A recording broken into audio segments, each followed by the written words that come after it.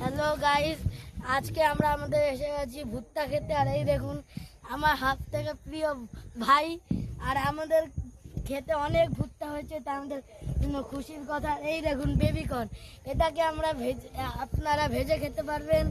আর এটা হলো তার থেকে বড়, কারণ এটা আপনারা পুড়িয়ে খেতে পারবেন আর পপকর্ন খেতে পারবেন, এই দুটো খেয়েছি। আর এই দেখুন এখানে একটা বেবিকর্ন হয়েছে, তো আমরা এটাকে ছিঁড়ি আগে। ও এবার আপনাদের এটাকে ছুলবো, আপনারা যেভাবে ইচ্ছে ছুলতে পারেন, এটা একটু টাইম লাগবে।